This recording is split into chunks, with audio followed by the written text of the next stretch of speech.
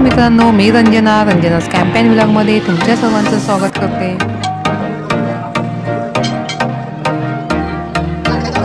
नमस्कार मित्रांनो, मी रंजना's कॅम्पेन व्लॉगमध्ये तुमच्या सर्वांचं स्वागत करते। मित्रांनो, मी घेऊन आली आहे तुमच्यासाठी नवीन माहिती, नवीन व्हिडिओ। पुन्हा भेटत आहोत आपण।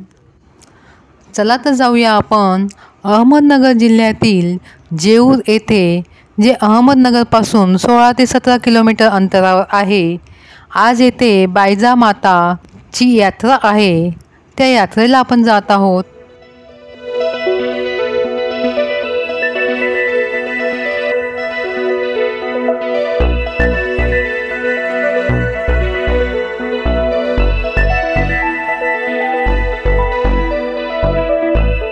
येथे बायजा मातेचं सोनेरी मंदिर आहे।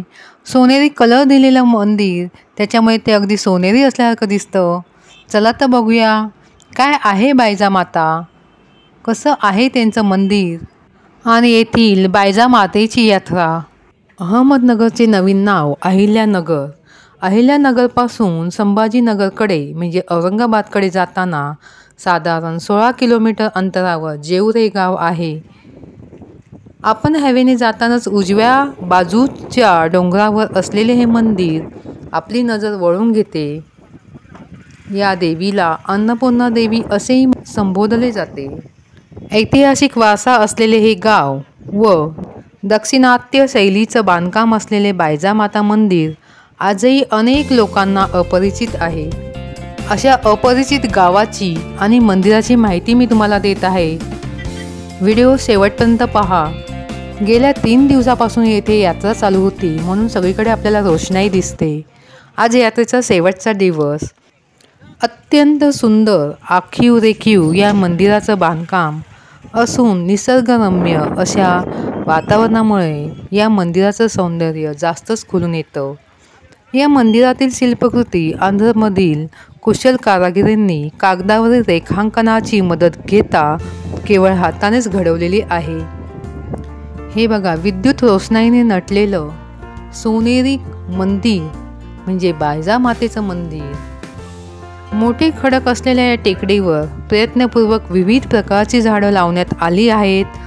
पावसाळ्यात येथे सभोवतालचा परिसर अतिशय रम्य दिसतो। अगदी डोंगराच्या माथ्यावर वाहने जाऊ शकतात। हे आहे बायजा माता मंदिर।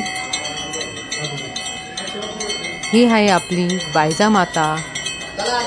ही स्वयंभू माता आहे, हिला ग्रामदेवता असेही म्हणतात। इथे मोठ्या प्रमाणात उत्सव असतो। तसेच या यात्रेमध्ये बैलगाडी स्पर्धा, घोडागाडी स्पर्धा, कुस्ती असे विविध खेळ कार्यक्रम आपल्याला बघायला भेटतात। मंदिराचा आतील सभागृह अतिशय भव्यदिव्य असून आपल्याला इथे अनेक शिल्प बघायला भेटतात। येथील कोरीवकाम बघायला भेटतं। आज यात्रेचा शेवटचा दिवस असल्याने असंख्य भाविक मंडळी येथे दर्शनासाठी आले होते। या दिवशी देवीला पुरणपोळीचा नैवेद्य दाखवला जातो।